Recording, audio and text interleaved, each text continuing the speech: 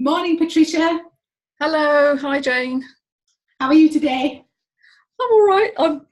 I'm leaning into my day. Jolly good. Same here. We were thinking about what we were going to talk about today, and I know we were both really inspired by listening to Christiane Northrup this week, weren't we? And her discussion, a wonderful discussion with Kelly Brogan. And it was all really all about women's health, wasn't it? But I mean, health generally as well, because it's all of it can be generalised to health for men and women. It's just lovely to hear two women sharing their expertise. I mean, the research they could just pluck out of the air, and I found that wonderful. And also their own experience, because I think that just makes it alive, doesn't it? It brings it alive and helps us to see that these two amazing women who are achieving wonderful things and helping so many people are actually quite able to share the things that they've struggled with and the things that they feel they made a mistake about, or something that they chose when they were younger that maybe they wouldn't have chosen if they'd been able to look at it now. And some quite graphics, important stories, weren't there, there, which was really interesting. I know that you and I both feel we've got loads of things in our lives as well, and that recognition that we're growing as we grow older. We're growing up, growing outwards, changing. What do you think about, what would you like to sort of say about what you heard the other day? I know I posted it on my website, so it's there if people want to have a look. Yeah, I think I did too. Well, it was part of a series of Hay House seminars, which I was very excited, particularly when I saw that those two were in conversation. Christiane Northrup, I came across her about 8 years ago, it might be, maybe longer, when I saw her book, Women's Bodies, Women's Wisdom. Which is, to be fair, it's quite a tome. It's quite thick. It's more of a reference manual, really. But it was the first book I'd ever come across that both covered the science and the conventional approach, and then the holism and the more sort of mind-body approach in one place, and organised according to what, condition or disease a woman might have. Now, it's a shame in a way that no one's written the equivalent book for men, but for the moment, let's just accept that, it hasn't, as far as I know, been written for men. But a lot of the mind-body understandings are similar for women and men anyway, aren't they? So yes, they are. It blew my mind, actually, that choices you make over the life course, things that you do for your living, for instance, the relationships you have, the beliefs that you hold, actually have this powerful impact on your body and dictate how, your health works or not.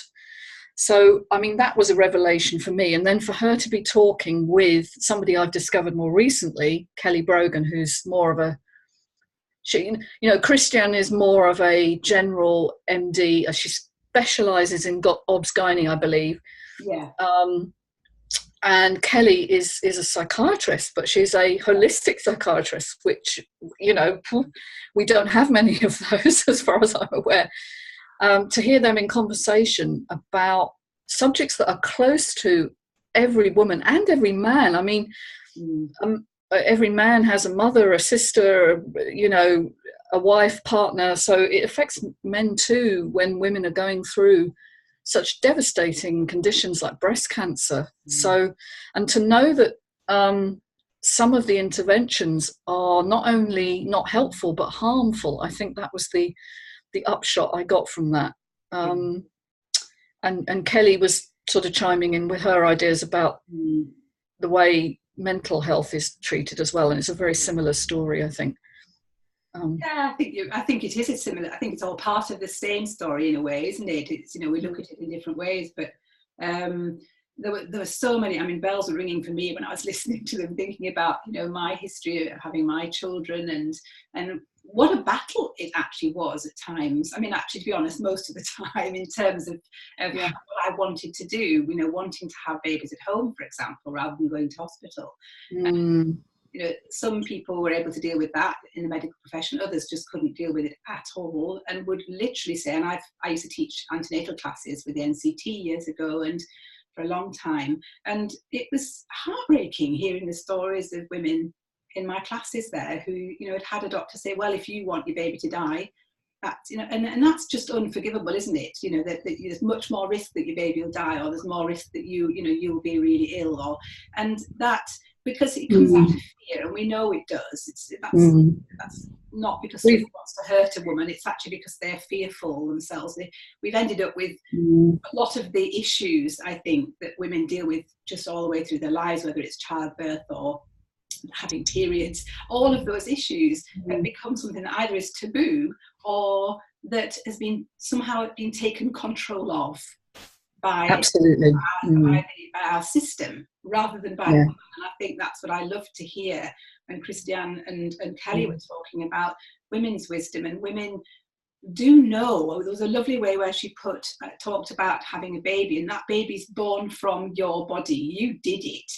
You created it. You do know that baby. You created that baby's body from your body, so that you do know. And she mentioned about never going to well baby clinics, and I was one of those mothers too, that once I sussed out how it all worked, I used to think, well, I don't need to go and have my baby looked at by someone, because my baby's really, really well, and you can tell when a baby isn't. So it was just a lovely idea that I thought when I was in my 20s, when I had my first baby, and I'd been working as an antenatal teacher just after that. I assumed that we knew all this stuff, and therefore life was really going to change for women. And the big shock for me over the last few years working with younger women is that they're going through the same sorts of things. So in fact, in 30 years, there hasn't been a big change at all. And in fact, for many women, it's gone the other way, so that there's a much higher risk of cesarean and much higher risk of using epidurals, for example. There's a lot more stress, I think, around pregnancy now. Have you noticed infertility rates are going through the roof? A lot of women I know have had to have IVF treatments to conceive. Now, this is a stress-related problem. And, you know, the fear around the process of giving birth is driving women to feel out of control and not so connected to their bodies. I think that fear is driving a lot of these behaviours, and the solution seems to be, yes, we've got surgery, we've got, you know, interventions, which is great for the doctors and the institutions that support them, but it's not so great for women. I know that when I trained in hypnotherapy, one of the specialisms you could go into was hypnobirthing, which is a really interesting movement where you work with the woman while she's pregnant, and you build the expectation of a safe and smooth birth. And it tends to have great effects because, as we've been saying in previous discussions, the mind and the body are not separate. And so what you think in your brain about what's going to happen and the interpretation and meaning you make is likely to affect your experience and how your body responds when you go into labour. And so, you know, I think we've really got to tackle this fear, the fear of things going wrong, which is, yeah, it does happen. But the idea to pathologise birth, which is the natural process, and by the way, menopause at the other end of the, you know, the cycle for a woman. I know I've just gone through that myself, and my gosh, you hear it on the radio everywhere, you know, how terrible menopause is. And I'm saying this is not normal. You know, menopause, if you are nutritionally replete, if you are living authentically, doing what you love, I mean, not everyone can do that all of the time, but at least the majority of the time that you're doing something that feels good for you, your hormones are reading your life. And so we need to inculcate in women this idea that that you do have more control than you think you do, and you can actually learn these techniques to help overcome this fear of a woman's body, which is so pervasive in the medical system. Oh, it really is. And I think there's such a, you know, you can go down so deep into this, because when there's fear around you as a woman going through, for example, preparing for birth or even preparing for pregnancy, when there's fear around you, and if that's coming from the figures that you think of as authority figures in your life, whether we like it or not, we do know what white coat syndrome is. So we that, do. you know, and I think, well, that fear is then transmitted through the whole family as well, so that a woman wanting to make choices that aren't the usual ones will then be experiencing pressure from all around her. And that, as you say, that the effect on the woman's body, and as we now know on the baby, they can detect changes to the baby's heart rate, and in fact all kinds of things that happen after birth as well to the baby. And I think when we have to try and counteract that fear, we've got a double job to do here. It's not about only helping women to rediscover their own wisdom and their confidence and their own courage as well, and and that trust in their own body. We've also got to shift that other side of it as well, which is this fear that's coming from outside the woman. And I know when I had one of my babies at home, I was told that he was probably very small because I had a lot of amniotic fluid. And if you bashed one side of my tummy, then he bounced against the other side, and that shows that the baby's small. And I was already planning a home birth. And the kind of comments from the GP, my GP was actually okay, but from the hospital was, he's probably very, very small. We can't really wait for you to have a home birth. And I said, no, I'm fine. And in fact, my midwife was just the most wonderful woman, and she was totally confident. Yeah. And because of her saying, Jane, you're well, and the baby's well, everything's going well, I had a wonderful home delivery. Oh, wonderful. But that was down to her. She allowed me to not take on board other people's fear and to continue with my pregnancy and feel confident about what was going to happen. And that, again, just one person can make that enormous difference. And so many women and men as well have these stories, don't they? We can all tell stories about having been told something's going to go wrong, or we're taking responsibility for something because our doctor is fearful. But we also have loads of stories too of being someone encouraging you and just saying, great, do what you're doing because it's working, even if you don't understand. That whole nocebo-placebo effect that we could talk about for hours, it's when I was first practicing many, many years ago, it was all new stuff. People didn't use the word nocebo. But actually now this is all central science. We know what this actually does, and we can follow the body, can't we? We can look at stress hormone levels. We can look at actual outcomes when someone's told that a drug will work. Even if we're talking about a medication, if someone's told it will work or told it won't work, or they believe it will work or not work, actually has an effect on how that drug's even absorbed. So we know that with antidepressants particularly, that often the science shows us that in placebo-controlled trials, often the effect is minimal. But when you add in the belief and the expectation of the doctor telling you that this is going to work, or that's placebo, and obviously nocebo being the opposite, that you drive that. And I know with my experience, I've not had children, but I have had surgical intervention, and I can pinpoint a moment in my life when a friend of mine, we were similar ages, I think we were in our late 30s or early 40s at the time, and she said to me, I've got a growth, and she was very panicky, and I said, oh right, instantly thinking, oh crikey, does that mean she's going to die? It turned out to be an ovarian cyst that she had, and she was quite graphic about telling me all about it.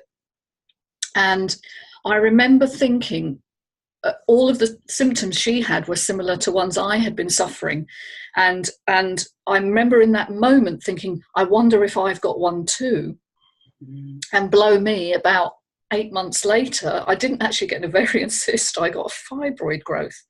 I grew that fibroid growth as a response to that fear message that I had received, that my body was a mystery, that it was waiting to fail me at any moment.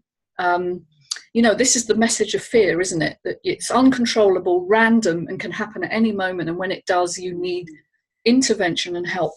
And I remember going to the, I think it was the hospital for an ultrasound.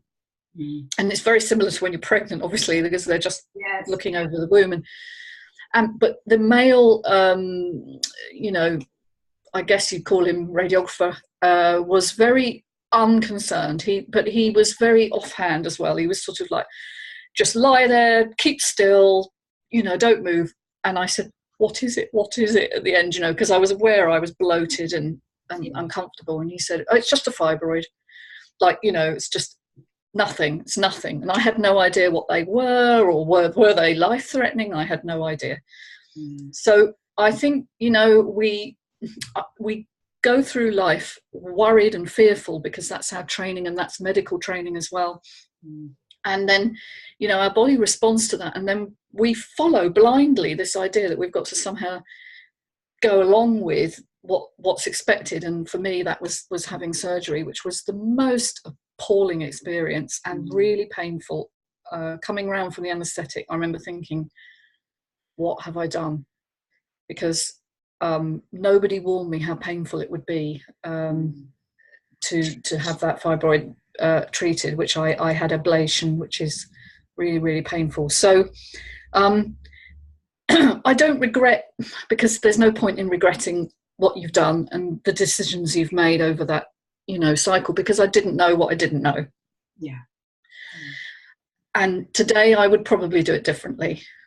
But I went for what I went for. And today I'm not symptomatic, and I look after my diet a lot more. I realised some of the reasons why I developed that growth. And it's not just physical, actually, it's also psychological, because there is a part of me that thinks, should I have had children? Maybe I should have done. I've missed the boat now. And I'm kind of speaking to all the women out there who might be listening who haven't had kids like me, because, your story of having children, and here am I not having had children. And there's a part of me that thinks, oh, have I missed out? So, my womb actually grew something. Yeah. Is there a link with that? I'm sure there is. I'm sure Christiane Northrup would have something to say on that one. I think she probably would. But I think it brings up this really important issue that as practitioners we're always very aware of, isn't it? That sense of never wanting to add to someone's sense of guilt, because we often have guilt in there about, as guilt or shame or just not knowing and wishing. I mean, a very simple example, which with far-reaching consequences for me, was choosing to have foot surgery nearly 20 years ago, actually. And my feet were very painful. I had bunion joints that didn't work very well, and they said I had arthritis in them as well. I was living on a farm at the time, and I was finding I couldn't even wear my wellies anymore, and that was quite an important thing. So I decided, I was a teacher as well at the time, I decided to go and have both feet done. Because it would mean I'd only have to have 6 weeks off rather than 2 lots of 6 weeks off school teaching. And I often think to myself now, my goodness, I mean, it went quite badly wrong with one of my feet. So I had a rigid toe after they cut quite a bit of my toe off, and they actually really just botched the operation because they had an emergency come into the hospital and said they ran out of, they had to do it in a hurry. So they did a shortened operation, which actually was something I discovered many years later is an operation that was offered to people in their 80s usually. And I was less than 40. So this was, I was a runner and everything else. But the reason I'm telling the story is that I have many times thought, why did I do that operation? And I look back, and you talk about the psychological side of it all. That for me at the time, I was exhausted. I was struggling with ME-type symptoms. I was struggling with helping on a farm in a relationship after a marriage breakdown. I was teaching as head of department in a school, and a new psychology course. And I was exhausted. I just needed to stop. I needed to stop something. So what did I do? This was the obvious thing. I didn't think of it that way at all then, but I absolutely know now. And I knew not very long later. And in fact, I needed to stop. So, and in fact, because one of the operations didn't go very well, I was off work for a whole term, and went to school, the next term on crutches. But it actually, that's taken 20 years of my life struggling with a foot that doesn't bend properly, further surgery. And I think that we have to learn a method for ourselves, don't we? We have to learn not to berate ourselves for what we chose to do.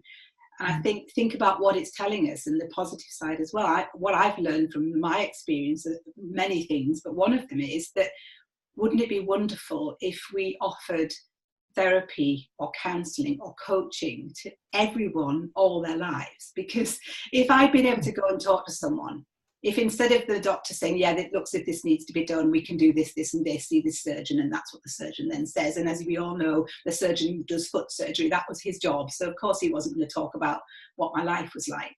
No. So, but if we hadn't had a system where someone like me at that time came to see someone like me now and talked over what this is about, I know for a fact, as much as I can ever know, that I would have thought, yeah, actually, I am really, really tired. I need to stop something in my life. I need some help. So this is the body's wisdom, isn't it? The body actually is an intelligent system. So going back to something, we touched on earlier, which was that the modern medicine idea is that the body is a random collection of organs and tissues that at any moment can spontaneously break down or malfunction for unknown reasons, or fate or genetics, whatever your understanding. But actually we know that the body is supremely intelligent and will find a way to achieve the goal of getting you whole, of creating a situation that allows you to realize something that you're ignoring or putting aside. For me, it was I was in a job that wasn't right for me. I was just idling my time, feeling insecure most of the time, but doing it for the pension and the long-term sort of security. And I think my body found a way to just wake me up and say, you need to do something different here, and this isn't for you. So I think actually when you look at it from that point of view, illness can be a wake-up call. It can be a liberation, actually, if we are not afraid to go into it.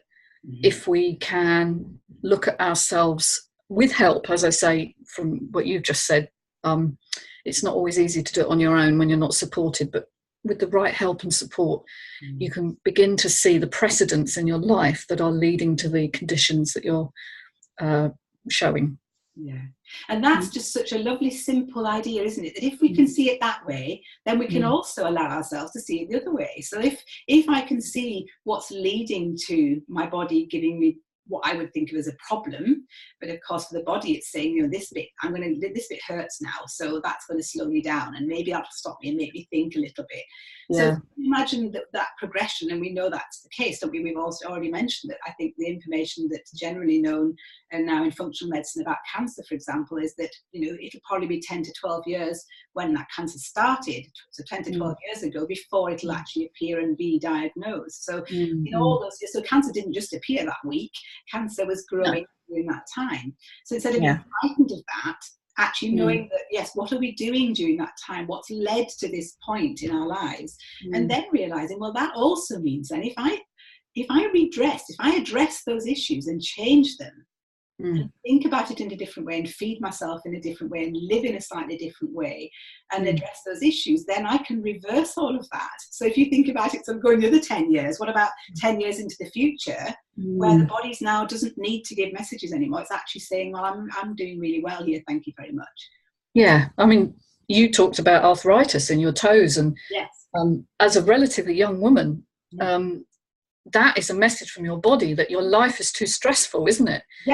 Yeah, and that your blood is acidic, your chemistry is wrong, and therefore your bones are not being monitored, maintained properly. So we know that bones are in turnover all the time, and so what's going on in your life is impacting your physiology there.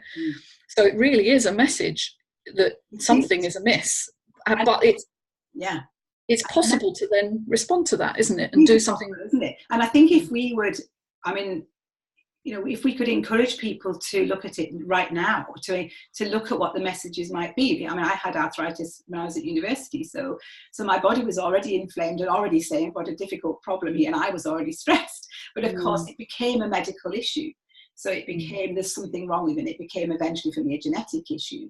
And again, now knowing what I do about genetics and epigenetics, and realizing that just being told, it was exciting at the time in one way, because I was, very interested in all of this stuff anyway. So it was quite interesting being told by a very clever immunologist, you've got something wrong with your system. We can see where that's coming from. It's a genetic issue. Yeah. Of course, that then, it almost puts it to one side as if, well, okay, I can't do anything about that then because that's genetic.